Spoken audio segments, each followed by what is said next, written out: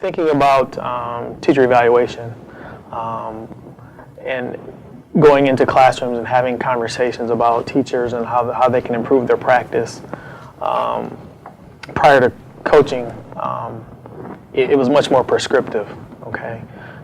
Telling teachers what I wanted them to do, describing what I thought I should see when I come into their classrooms, and again, showing them through verbal interactions what my expectations were for their practice, versus being much more collaborative, having them identify for themselves some strengths and some challenges and areas for growth, to outline opportunities for improving instructional practice. That is a strong piece of the coaching model, and I think that it was clearly absent of my practice prior to participating in Coaching 101. For me, as a building principal, prior to Coaching 101, it was the old, there's a problem that arises, fire extinguisher. I go in with answers. I can handle it. Do this, just do that, do this, and which kind of limits, the skill, the development of the skill set of those teachers, right, or whoever we're working with at that time. If I go in and I'll give all the answers. Really, how much are you growing?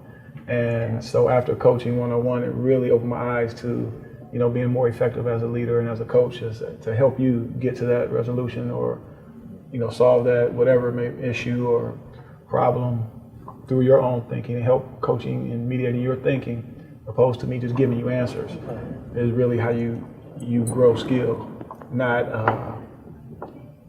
put a Band-Aid on it or be the answer or the out. So that was a lot of growth happened for me in that field. Well, I guess to continue going in this direction, my thoughts about how Coaching 101 would have been more beneficial for me was incident where no matter how high you get up as an administrator, at some point in time you have a boss.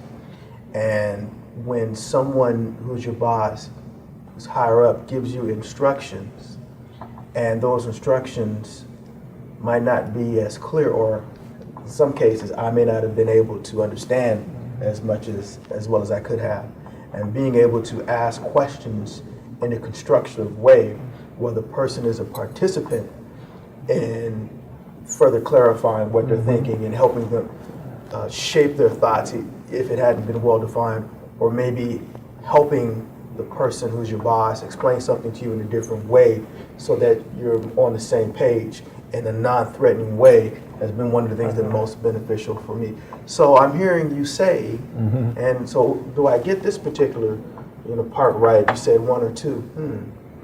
Well, can you tell me more about what you mean?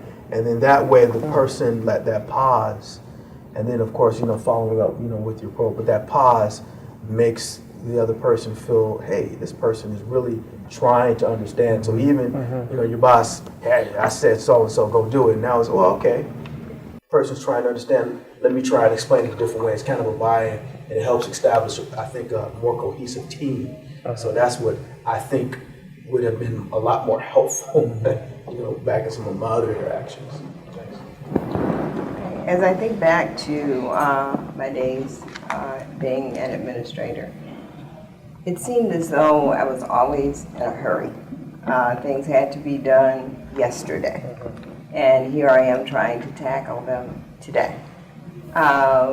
So it was a matter of taking the time or having the tools to know that it was okay, better actually, to take the time to actually listen and ask those probing questions and really listen to the answers being given, so that we would begin to work as a team and to help to build the teacher's capacity.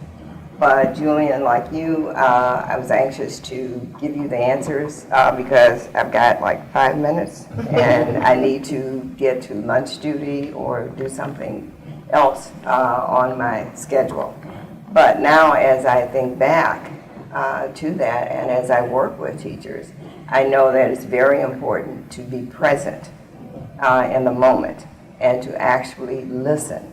Let my body respond so that the teachers know that I am listening, I am truly engaged. This is a very important kind of question that you ask. Back in the day, when I was administrating or teaching administrators, there was always an atmosphere of implicit or explicit expectations because there was a grand design about how education should be delivered. And that grand design did not include necessarily at the top the learner. And so one of the things that would have been helpful would have been to understand that all of what we do in education is about truly, as the word implies from the Latin, draw out what is within the student. And in that sense, also draw out what is within the teacher.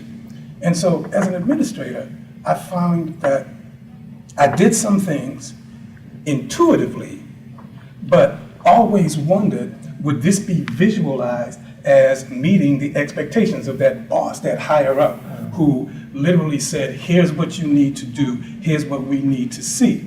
And while I would force the issue in the most manipulative way in order to get that to come out, I totally lost the perspective of what's going on inside of the person.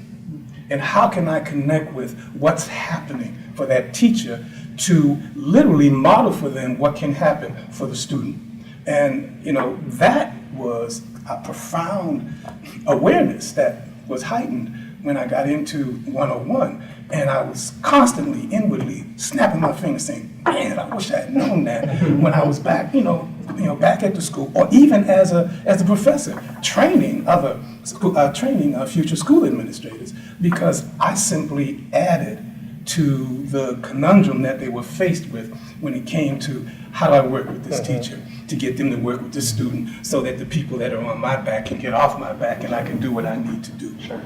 So it sounds as if all of us at the table, regardless of our experience and exposure, missed a key component that coaching helps lift, the importance of listening, because we really can't hear the individual we're talking to, and we've got all this other noise in our heads, And I think for me, that was the thing that was most powerful about Coaching 101, having some tools now to finally learn how to listen to what people were saying to me. I don't think I did that very well. In fact, I know I didn't do that very well beforehand, because you're right, Richard. You're always thinking about your list. It's like, okay, see teacher in room 103, check. Were there lesson plans handed in? Check.